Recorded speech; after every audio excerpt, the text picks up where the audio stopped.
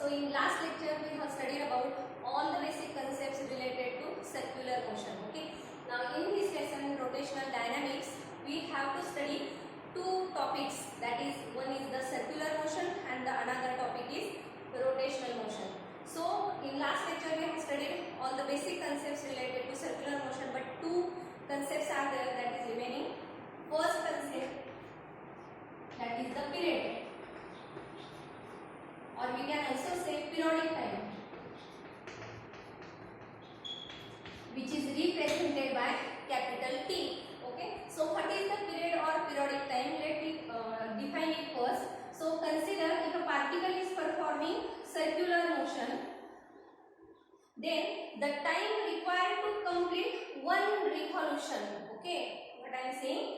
The time required to complete one revolution, that is called as the period or periodic time of that particle which is performing circular motion.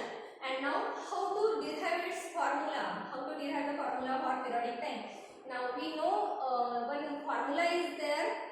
What is that formula? Velocity is equal to displacement upon time, or distance upon time, we can say, because we have to study here only the scalar quantities. So velocity, or we can say speed, is equal to distance upon time. If we change this formula like this, if we write this time here, so time is equal to distance upon velocity. Okay. Now here we have to consider how much time is required to complete one revolution, that we define, that is called as periodic time. Time required to complete one revolution, that is called as period or periodic time, and that is equal to, so time is equal to capital T. Now the distance covered in this periodic time T, so this is the total distance covered in the periodic time, and what is it called? That is called as circumference. So circumference is given by the formula that we know, we have studied in mathematics. So the circumference is 2 pi r, and the velocity of the particle is represented by v. Therefore we get the formula for periodic time T is equal to 2 pi r upon v. Now the another formula is there. In last lecture we have studied one basic formula, that is the relation between the linear velocity and angular velocity. What is that relation? V is equal to r omega. If we change, or if we rearrange this formula like this, if we write r upon v, then what we get? Suppose this v goes to denominator here, and omega also goes here to the denominator. So 1 upon omega is equal to r upon v. We get this formula. Okay. And now if we substitute the value of this r upon v here, then what we get? This 2 pi as it is, and the value of r upon v, that is 1 upon omega. And now we get this second formula for the periodic time or period of circular motion. Okay. So these are the two equations that we have to remember. And now the next point, what is the unit of this periodic time? We know the period or periodic time, it has a SI unit, that is second. So second is the SI unit of this periodic time. Okay. And it is a scalar quantity, so it has no direction, that we know. After that, the next topic that we have to study, that is the frequency. Frequency of that circular motion. The symbol for frequency, there are two symbols. You can use N or F also. So these both the symbols are used for the frequency. Now the first thing, how to define frequency. What do we mean by frequency? So the number of revolutions, okay, number of revolutions performed by the particle in unit interval of time. Unit interval of time means you can say in 1 second or 1 minute also. So the number of revolutions performed by a particle in unit interval of time, that is called as frequency. Okay. And now this frequency is the reciprocal of the periodic time. According to the definition, it is the reciprocal of periodic time. So in order to derive the formula for frequency, just take the reciprocal of both these two equations. So first formula for frequency, what we get? Reciprocal of this, that is v upon 2 pi r. Okay. And the reciprocal of this, reverse, omega upon twice pi. So this is the formula. These are the two formulas for the frequency of a particle which is performing circular motion. Okay. Again is the definition of frequency. The number of revolutions performed by a particle in unit interval of time. That is called as the frequency. And now the formulas are V upon 2 pi r or omega upon twice pi. From these two formulas, we also get another formula. What is that? Omega is equal to, if we take this 2 pi here, then we get 2 pi n. This is one important formula that we get from this equation. Also from this formula, we get V is equal to 2 pi r n. Okay, so these are the two important formulae that we get from this equation. Okay, so this is about the frequency. Now what is the unit of frequency? The SI unit of frequency is given by hertz. So hertz is the name of scientist, remember. Therefore we have to start with a capital letter, capital HZ. This is the SI unit of frequency. Another units also we can use. What is that? Revolutions per second. According to that definition, how many revolutions are completed in unit interval of time is in per second. Okay, another unit, revolutions per minute. But minute is not a SI unit of time, remember. So the SI unit, you can use this SI unit or this SI unit, hertz or RPS, revolutions per second. So these are the two concepts that are remaining. Then after that, the next topic that we have to study here, that is uniform circular motion and non-uniform circular motion. These are very important topics related to this lesson.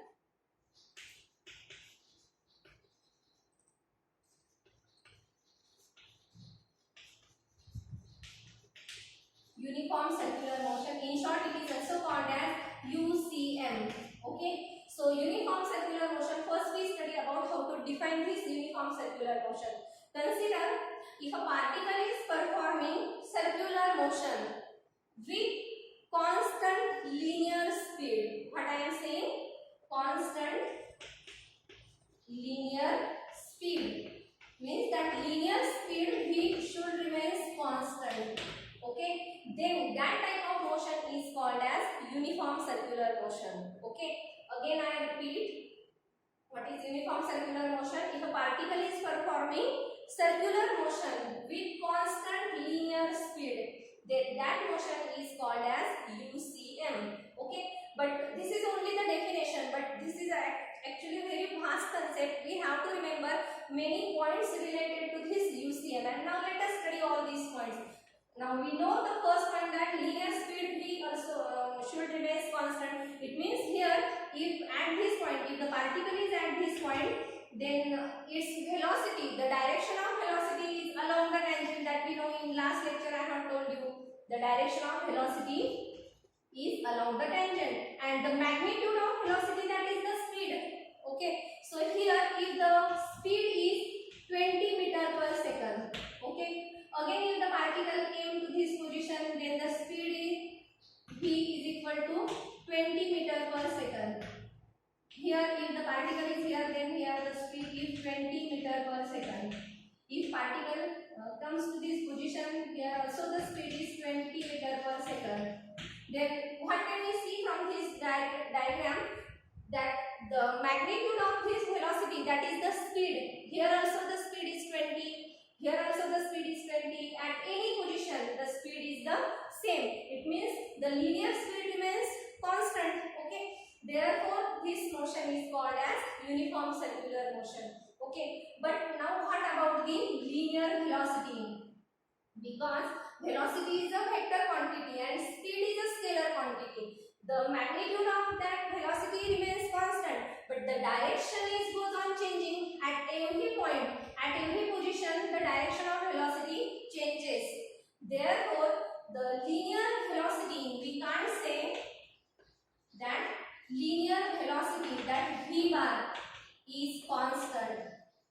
Okay, therefore that linear velocity v bar should not be constant. Okay, it never be constant, because in case of circular motion at every position the direction of velocity goes on changing, and therefore we can't say that the linear velocity remains constant. So in order to define this concept, we have to take care, we have to say that linear speed remains constant, not linear velocity remains constant. Okay, one more another thing is that what about the angular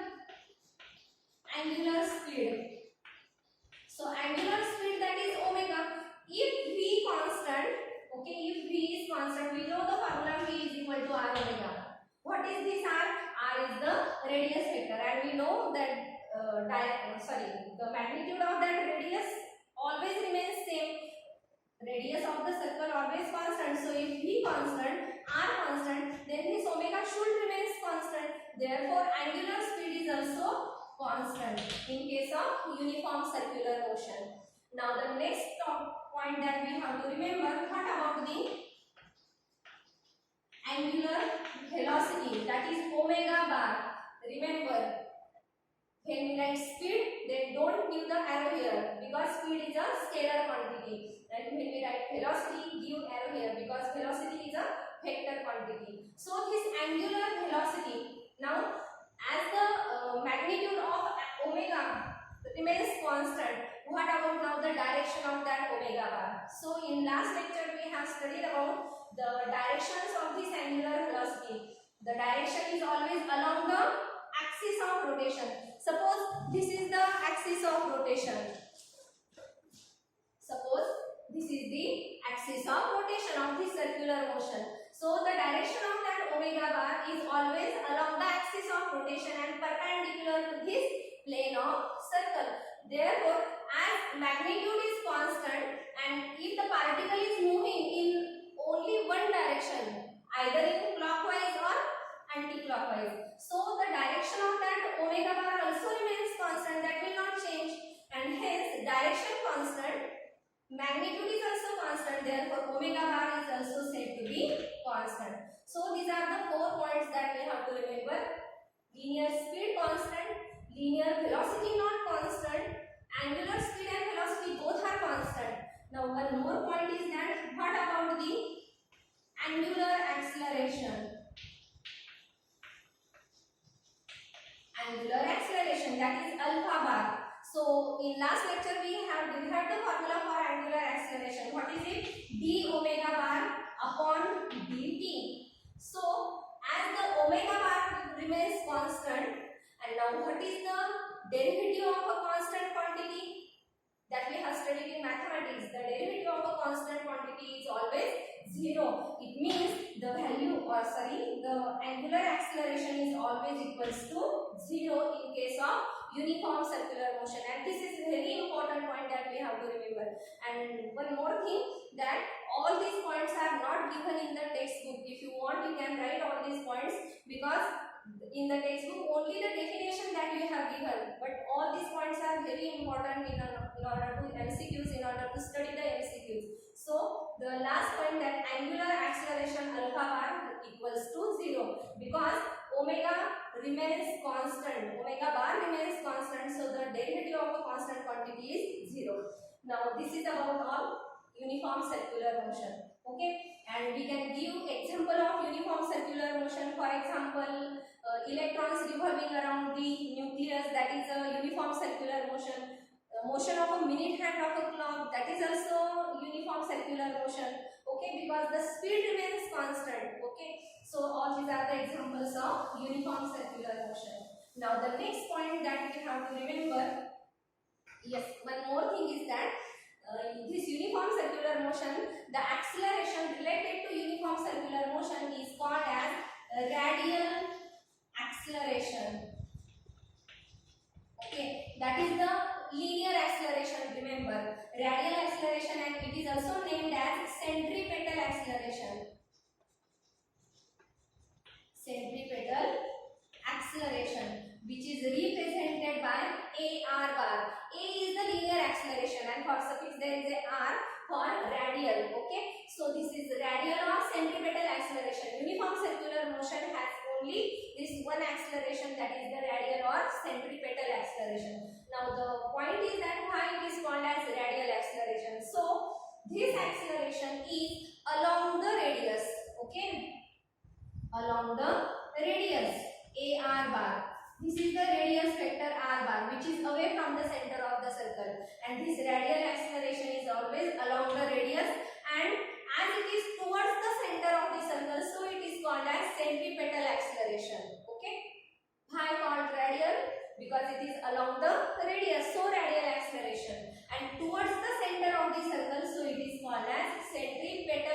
acceleration, which is represented by AR bar. And now what is the formula for that AR? The magnitude is given by three equations. AR is equal to V omega R omega square and V square upon R. These are the three formulas for this radial or centripetal acceleration. Remember, all these three equations are very important. You have to remember all these three equations. Okay. And now, in order to represent the direction, you can write AR bar is equal to minus omega square R bar.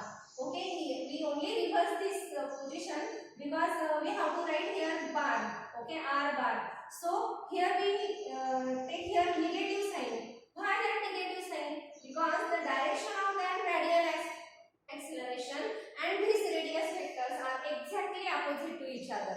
Okay, in the diagram you can see this radius vector is away from the center of the circle and this radial acceleration is towards the center of the circle. Therefore, here we have write negative sign. So this is only the magnitude of this radial acceleration and this is about the direction. In order to represent the direction, we have to write the formula like this. Okay. So this is all about uniform circular motion.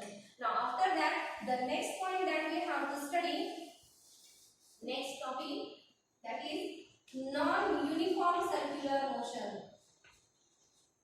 Non-uniform circular motion. So again came to this diagram. Suppose if here the velocity remains constant, speed remains constant, magnitude of velocity remains constant, but what is now non-uniform? If consider here the speed is 10, here 20, here 30, here the speed becomes 40. Now it means the direction is also changes and magnitude is also goes on changing. Okay, angular speed not remains constant. That type of motion is called as non-uniform circular motion. Okay, if a particle is performing circular motion, okay, but if the linear speed not remains constant, then that motion is called as non-uniform circular motion. Okay, here the speed is 10, here 20, 30, 40. Magnitude is also changes and directions are also changes of that velocity. So linear velocity also not remains constant and linear speed is also not remains constant. So we have to remember that linear speed not remains constant as well as linear velocity not remains constant. Okay. Now what about the angular speed? Angular speed and velocity. So angular speed and velocity, as we know the formula, V is equal to R omega. R remains constant but V goes on changing, no? 10, 20, 30, 40. So as the V changes, omega also changes. It means the angular speed not remains constant and angular velocity also not remains constant because its magnitude is goes on changing. Therefore, both are not remains constant. Okay. It means in this non-uniform circular motion, all these quantities does not remains constant. Okay. And now the next, what is that? Angular acceleration.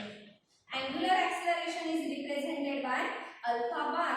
So alpha bar is equal to d omega bar upon dt. As omega bar does not remain constant, then alpha bar is not equals to 0 as we have studied in this uniform circular motion. That alpha bar is 0 because the derivative of a constant quantity is 0. But here as omega is not constant, omega bar is not constant, so alpha bar is not equals to 0. We have some value of that alpha bar. Angular acceleration is there. Okay, and one more, these all 5 points that we have to remember related to non-uniform circular motion. One more thing is there that we have studied in uniform circular motion. There is only one acceleration, linear acceleration, that is called as radial acceleration. But in non-uniform circular motion, there are two accelerations, radial acceleration as well as tangential acceleration. We know now about the radial acceleration that we have studied in this topic. But now what is this tangential acceleration? Okay, so as the velocity goes on changing, only. As the velocity goes on changing, it means some acceleration should be there. Change in velocity upon time, that is the acceleration, no? And that acceleration is either in the direction of velocity or opposite to the direction of velocity. Okay, this acceleration is either in the direction or opposite to the direction of velocity. It means that should be along the tangent, so it is called as tangential acceleration. Okay, therefore for non-uniform circular motion there are two types of accelerations. One is the radial acceleration and the another is tangential acceleration, and we have to remember this. Okay, in case of uniform circular motion, this tangential acceleration is zero. There is no tangential acceleration because velocity is constant. Okay, velocity means that magnitude is constant, therefore tangential acceleration is zero in case of uniform circular motion. But in non-uniform circular motion, it possesses both these acceleration, radial as well as tangential acceleration. So here we complete these two topics, that is uniform circular motion and non-uniform circular motion. We can give any example of that non-uniform circular motion in our day-to-day life. Okay. So let us stop here. We will see the next topics in next lectures. Okay, thank you.